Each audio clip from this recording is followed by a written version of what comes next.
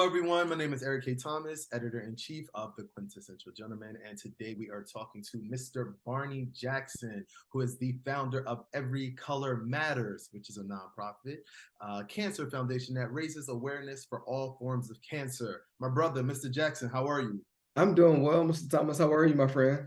Doing good, doing good. Oh man, Good I stuff. know I started that by saying Mr. Jackson, but we're gonna go back to Eric and Barney because we know Thank each you. other. Thank you. I appreciate that. I didn't know how long we was going to be. Oh, it wasn't very long. We got Okay. everything. All right. It works. It works. Perfect, perfect. So how you feeling, man? How you're still in Atlanta, right? I'm still in Atlanta. Yeah, I'm still in Atlanta currently. And I gotta keep saying currently because people keep saying, "When are you gonna move?" I'm not moving anywhere. This is home. This is home. Oh, But for now, for this interview, I'm in Atlanta. where you from? I'm originally from Griffin, Georgia, which is actually about 45 minutes south of Atlanta. So I like to say the big city of Griffin. We have two high schools, a super Walmart, Target, and all that good stuff now. So Hey, yeah, y'all got a Starbucks yet? we have a couple Starbucks. You came for us a little bit. We got Listen, a couple. I went to college in Virginia, in Okay, Lynchburg, Virginia. So I what know part? the country, but I'm also born in Philly. So Okay, okay. I get both sides of it. So I was in the country for 4 years and happy to be out. It's nice. It was good for college, can't get into too Yeah, much trouble, yeah, but yeah. definitely not my stilo, but clearly not yours either because you in Atlanta. No, You know no, that. give me the city. Give me the city. I want to hear the sirens and people screaming, all the good stuff. All of that. Good stuff. Yeah. Awesome, awesome. So where'd you go to school? So I went to Strayer University. My degree is in marketing, with a business administration with a concentration in marketing and leadership. So Awesome, awesome, awesome. So yeah. how long have you been, are you working? So I know you are the founder of the foundation that we're definitely going to get into. Is Yep. that all you focus on, or do you have, other projects and things that you do? No, unfortunately not just yet. I still gotta hit that 9 to 5 right now. So I am currently employed by Liberty Mutual Insurance. I manage the Southeastern Regional marketing team Nice. um, for the 7 southern states. So that's what I do. 9 to 5 or however many hours I work in a day. And this is my other full time, along with trying to be, a voter ambassador and all the good things. Just trying to make sure I leave a fingerprint on the earth. Low fingerprint. That's it. Just know I was here, as Beyonce says. Man, Um, right. that's all Exactly. I think about when I try to think about legacy and things like that. I hate to say legacy. Legacy is such a I feel like it's so compounded, right? Like there's so Yes. much weight on leaving a legacy, and I no longer want to leave a legacy, right? I just Right. want it to matter. Like I want to be able to help people and do things as much as I can while I'm here. That's it. Because you don't know what they're gonna say when you're gone. Hopefully something nice, but Also, just I don't know. I mean, correct, not my problem. I'm gone. So, correct. but let's dive into this foundation. I know you started in 2017, but before we even figure out or discover why you started Every Color Matters, I want to Yeah. know what is Every Color Matters Cancer Foundation?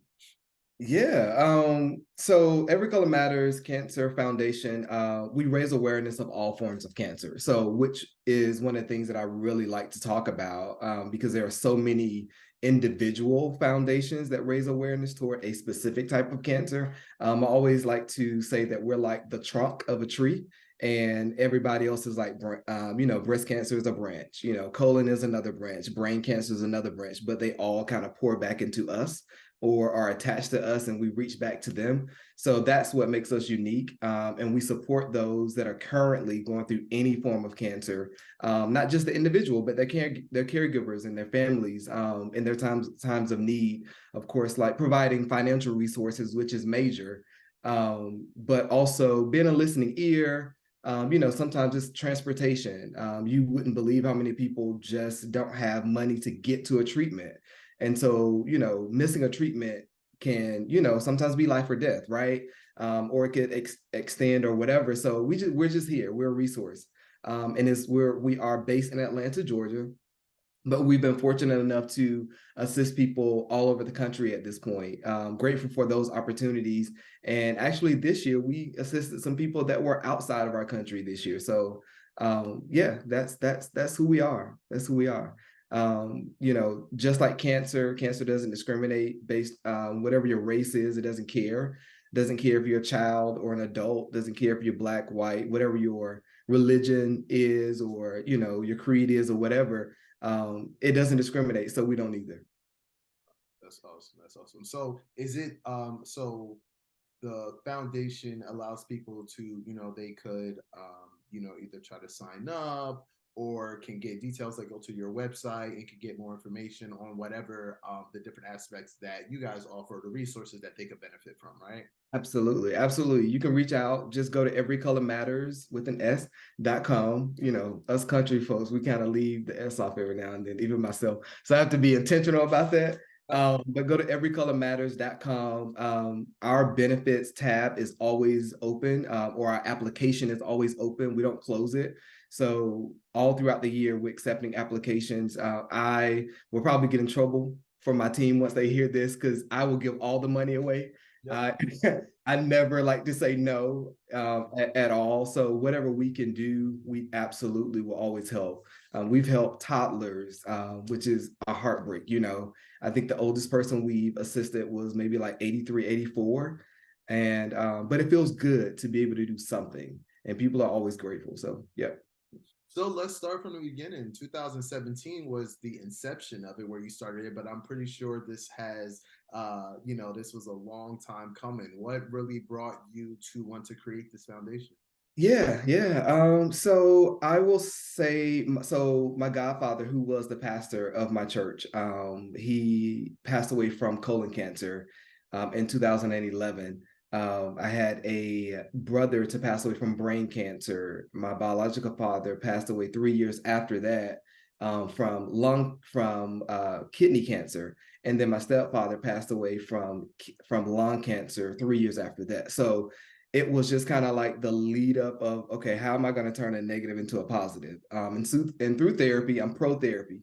So through therapy and like the layers of grief, and kind of pulling myself out of it, it was just like, this is a way for me to give back. Fortunately, my mom is a 2-time cancer survivor. She's still with us, thankfully. And she also had a stem cell transplant. And so it's my way of giving back. So continue to support her, as well as been a light to like my family, my friends, and my community, that, you know, although it seemed like a very low point in life, the high point is here we are able to actually give back to people that are battling this crazy disease. And hopefully one day we'll see a cure for all forms of cancer. So that's kind of how it started. Yeah. And then I literally, this is going to sound very cliche, but I literally dreamed that I created or formed a cancer awareness 5K. And when I woke up, I was like, I have no idea how to do a 5K, but I'm gonna do it. Like I'm literally gonna do it. And I reached out to my aunt and was like, "Hey, this is what I want to do." And she was like, "Nephew, whatever you want to do, I'm here to support. Let's do it." And I ventured out to do a 5K, not knowing what I was getting into, not knowing about anything, and here we are, 7 years later. So So it started. So did the foundation start with the 5K, and then it kind of branched up to it? Is that how it worked? absolutely. That the 5K was our very first like event. That was our first like big event, first fundraiser in the city of Fayetteville, which is south of Atlanta as well, right next to Griffin.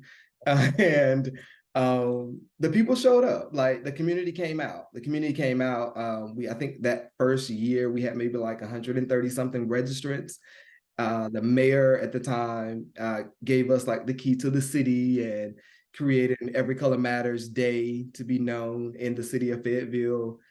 There was a Muslim, I'm not really sure what they call them, like temples or their place that they worship. I reached out to them. Funny story, of course, I'm Christian. Um, but I reached out to them because I was like, cancer doesn't discriminate, and I want all of the community there. And so I reached out, they came and had words. So it was just a really great moment and historical moment in the city of Fayetteville. Oh, course. So the first one was 2017. You had 138, you said? 35, 38, something like that. You can't don't include me and the volunteers. Of course, of course. And how much did you raise? So in that moment, I will say we probably for that 5K, I would say maybe like 7 to 10 grand, Awesome. for that fund leading up between registrants and just donations that year. We probably raised like 7 to 10 grand that year. And when was your last event? Last event was this year, actually. We have a gala, which you should come next year, June 22nd, 2024.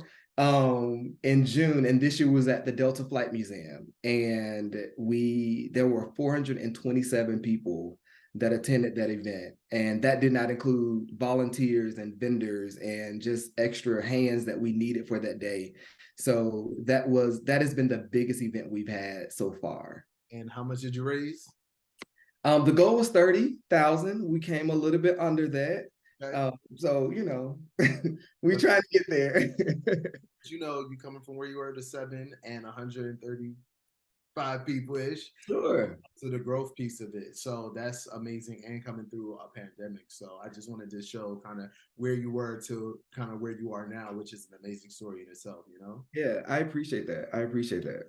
No, of course. So talk to me a little bit about kind of your thoughts on just kind of how specifically Black men in the conversations, you kind of have a lot more of these conversations than the average person. Yeah. And I think with our platform, we really try to talk, specifically prostate cancer, but of course, colon cancer, things like that, which are definitely on the rise. What are your type of conversations or the things that you're seeing specifically to Black men and younger Black men kind of in that cancer space? Yeah. So, of course, this is Breast Cancer Awareness Month, right? And one of the things that I've learned on my journey, just researching cancer and then learning and meeting people, is that men can get breast cancer too, right? And we don't. I don't want to say everybody. I don't want to put everybody in that bucket, but men tend to kind of wait on going to the doctor. It's nothing. I'll go sometime later, and sometimes it's too late. And so that's a lot of the conversations for me, is always telling people, if your body doesn't feel right, like for an extended period of time, no matter how small, minute you think it is, if your finger hurts too long, go get it checked out. Like literally go get it checked out. We launched a campaign this year called Don't Wait. Literally, shout out to, well, you can't see the hoodie, but you can get some of the merch on the website. But the commercial was centered around health awareness, right? More specific, not necessarily cancer, but just being health conscious. Like, again, if you have a headache too long, if one of your eyes are red for an extended period of time, whatever your body is doing and it hasn't been doing that, don't wait to go. A lot of times what we hear is that, hey, because you didn't wait, now your life is either extended, now we can actually treat it, or what, not just, again, like I said, not just cancer, but whatever it is. So that campaign was amazing. We interviewed men and women, survivors, and some people that were actually going through a form of cancer and their caregivers. And at the end of every interview, that's what they talked about. Their doctor saying, because I didn't wait, because I listened, because I, had a village of people around me pushing me to go get my mammogram. Men, I have a guy on my committee who had a rare form of like a neck cancer, and which is typically shows up in like white Americans and Asians. I want to say he shared, and it appeared in him, and he never smoked, nothing like that. But because he paid attention to his body and went to the doctor, got treated, he's cancer free now. So that's what I will always say. Don't think about your family history. Like, I don't think enough people, I always tell, like, me and my friends, we all talk, we all have PCPs or primary care physicians. Mm-hmm. And like, not enough men have it. Like, who is the person that has your history from before, and they can continuously see the things that's happening, that grows, and all that type of stuff. So yeah. It's important. I mean, I tell people, go afraid, go take somebody with you. If you're too nervous, medicine has come so far It's 2023. Like, just go, literally just go and find out. Knowing is over half the battle, but not knowing is not good at all.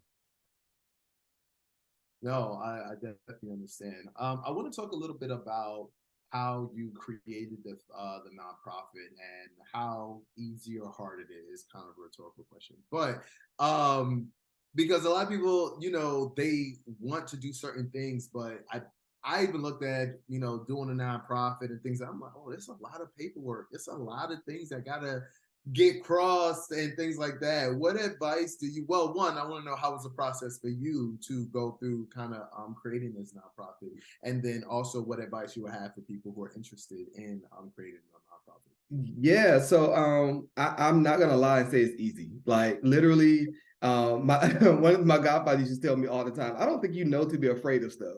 Because I just feel like people can either say yes or no, or like somebody knows the way, right? Somebody has done it. I think there's a quote that says, "What men have done, men can do." So I just take that stance and just do it, right? I will say it was a challenge, but it's well worth it, right? For me, it was about making sure that I have smarter people around me and that kind of know, even if they don't know, they know how to get the answer, and they are willing to help. But as an individual, you have to be willing to listen to that instruction. Like, hey, it's not going to happen overnight. You got to be very strategic about who you share things with, because you got to do trademarks and all these other things. So you just got to be very intentional and very strategic when you start that journey. I encourage people, if you have an idea in your mind, there is a need. That's how I think about things. If it's in your mind, there's a need somewhere. And so I would absolutely encourage you to do it. The advice I would say would give someone is, again, have a strong village around you. Make sure you're always learning. Make sure you're always open to learning new ways and getting new ideas from people. And then go to networking events. Like, there's somebody already probably doing something similar to what you're doing, like us having this conversation. Like, just go open yourself up to being taught. Always be teachable. Always be teachable. So. Of course, of course. I tell people all the time, networking. Like, I love, meeting new people, Mhm. in different spaces. Now, of course, I'm particular about the spaces that I'm in. Um, Absolutely. but once you're in that particular space and I feel good, then having that conversation. You and I met at like the men's salon. Yeah. I'm trying to give them their plug. Right. Um, Right. but, Right. at like kind of this, black men group Mhm. type of Out of conversation. space. We met together and heard your story. Was like, oh, definitely want to interview you. Definitely want to share your message and your foundation with our audience. So just like that, a connection was made. Yeah, I appreciate that. Again, shout out to Space and Quentin and his amazing idea to bring us together. And I appreciated that moment, because again, we wouldn't be here if we had not had that moment, or it would have taken maybe years before we ran into each other. I followed the page and admired the page for a long time, and I'm like, sitting next to, wait, this you? um, I mean, your platform is amazing. And I think that we need more of that. I don't think we see enough of that on TV, on social media. We don't talk enough. Sometimes texting has become the way of communicating. Not saying that's a bad thing, but sometimes it's just like, just sit in a room and talk. Open your mouth. You never know where that will lead you. So absolutely network. And I'm like you. I'm very intentional about where I go, who I share my energy with, because as Jennifer Lewis says, you don't know how many summers you have left, and so who you're sharing those summers with matters. No, that's perfect. Come on, Jennifer Lewis. Um, Awesome. So I also, see that you are an author with Breakfast with Barney. I want to know a little bit about that. What is Breakfast with Barney? So Breakfast with Barney is not a cookbook. It's not a cookbook. Everybody initially thinks it's a cookbook. It is actually a 30-day affirmation and journal. It was a book that stems from a larger book, but I pulled some of my affirmations out and created a 30-day journal that helped me through some dark times in my life. And it talks about, one of my favorite excerpts is no is a complete sentence, and being comfortable in saying no and not feeling like you have to justify why you say no to a person, no matter who it is. And for me, for years, I struggled with that, like being able to tell family members no and saying, well, I'm saying no because no, it's just no. It's just no. It's just no. But breakfast at Barney, I love breakfast any time of the day. So that's how the title came about. I can literally eat breakfast, brunch any time of the day. And so I just felt like whenever you start your day, whether you start it at night, in the mornings, whatever your work shift is or whatever, start it with an affirmation. Start your day off positive. Awesome. Yeah. Awesome. Talking about just kind of your goals, I know you have the nonprofit. I want to know, what are some of the goals you're looking for kind of in the future, and things you're looking to accomplish? Yeah. So I would say goals for Every Color Matters would be to start extending extending more branches of Every Color Matters into other states. So in Every Color Matters DC, and Every Color Matters New York, Every Color Matters LA, over the next several years. Of course, we got to see what that feels like and looks like. But that is probably one of my biggest goals. More immediate goal is to, continue to build partnerships. I would love to build a partnership with like St. Jude, the American Cancer Society.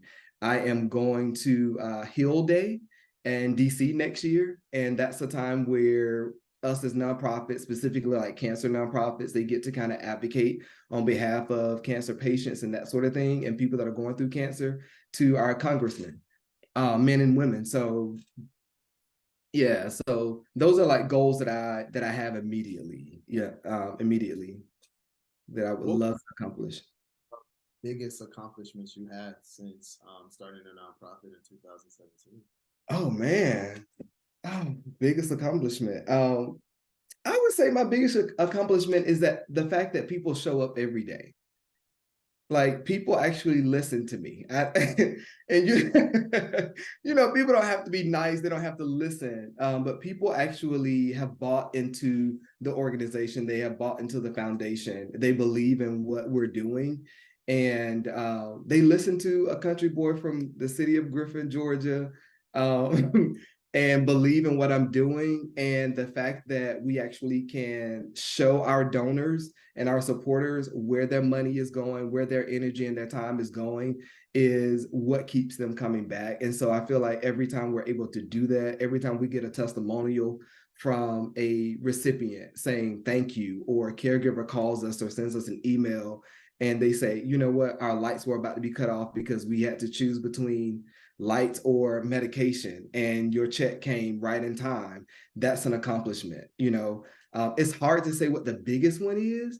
I guess I would say maybe 427 people in the Delta Flight Museum this year. Even if you didn't say biggest, but like, to you, what you thought was maybe the most impactful kind of moment for you kind of in this space? Yeah, I would probably say we assisted a family who had a 2-year-old a few years ago, who was going through a rare form of brain cancer in another state, and being able to make that connection and get them the assistance that they needed and actually meet the family has probably been one of the most impactful moments for me, because I feel like, as a toddler, you can't tell your mom or dad or your family member what hurts, right? Like, at least as an adult, we can articulate and say, my head hurts, or, but a 2-year-old can't, they're just there. And so knowing that she's now cancer free, we were a small part of that, and still have a connection. I feel like that has been one of the most impactful for me. Yeah. I would also assume your empathy really shines bright, given the history and kind of the things that you've gone through, to be able to, because they're still a part of like research and work and things that Sure. that you did not understand when you first began. It was a whole completely different arena that you were playing in, but the thing that stuck was, I know how these people feel. I have yeah. I mean, the one thing that I probably did not know. Like, we expect like hair loss and we expect, fatigue and that sort of thing. I never knew cancer hurt, Mm. like physically hurts a person's body, like aches and pains. And maybe some people were like, why didn't you know that? Like, I never knew. I just always, based on my experiences, until I experienced it with a family member, I never knew it literally hurts, like to touch a person at times. Like, it literally hurts for them to walk. And so to see a person that's going through that, but they still show up for work, they still show up for their families, is so encouraging. But that is probably one thing that I just did not know. And so I think about those types of things when we're responding to people that are applying, or if I find out that somebody's going through and they need a ride, like it heightens my sensitivity to it. Oh wow, that's definitely. I was trying to think if I thought about that too, and I think I see, because I think a lot of the experience, I would say prayerfully that people don't have like the one-on-one experiences because that's a family member, but you see it through TV and Yeah. film. I think you see it at the worst piece of it. And then, if the chemo is what makes people sick and things like that, but you never really get to your point, kind of understanding like, no, the cancer hurts because they got, Mm-hmm. they walk, they in this space. Mm-hmm. I definitely listen. Sure. Yeah, yeah. It is a journey. It is a journey, and it's nothing that I wish on anyone. However, knowing that there are people out that can help, just listen, talk to, that's therapy for them. That's therapy for them. So All right. So I just want you to tell me now, how can people either get involved or donate, donate, donate, donate. We need money. yes, donate, donate, Um, donate. the website. Yeah, so reach out to us, follow us on Instagram, Facebook, Every Color Matters. You'll see our logo. It's kind of like all the cancer ribbons, all the different colors in one. You can find us on Instagram, Facebook. You can go to our website at everycolormatters.com and subscribe to our email, subscribe to our text family. We are currently in a campaign, a 5K in 5 weeks campaign. The goal is simply to raise $5,000 so we can push the money right back out to some people that need us. And so you can donate via everycolormatters.com, click the give button and donate there. Of course, Cash App is always easy. I really don't really care for Cash App, but hey, if you, it's easy. It's okay. All forms, but please donate, please give, and reach out. Like, let us know if you have somebody who's going through any form of cancer and they need assistance, big or small. Like, talk to us. We have resources as well with hospitals, so we're excited to continue to be a part of your journey. We want to come in your living room and share share with you and be there for you. So don't wait to call us. Don't wait to reach out. Perfect. All right. Well, thank you so much, Mr. Jackson. We appreciate you taking the time out to Thank you. commend you on the work you're doing. Love to see it. And we definitely gonna do on our side everything we can to support you. Thank you so much. I'm very grateful. And like I said, I love to see brothers like taking hold of like taking the negative into a positive and flourishing and really like just giving back. You've created a platform based off of helping people. That's how I feel like. I created a platform based off of giving black men their flowers. Absolutely. Yeah. So Yeah. And kudos to you too. Thank you. Thank you for this platform. Thank you for this platform. Don't stop. Don't stop. Please don't. It's needed. It is needed. It's absolutely needed. thank you so much. Make sure you guys donate and make sure you head over to everycolormatters.com and Absolutely. you stay in touch with them. Thank you so much, Jackson. We'll talk soon. Thanks, man.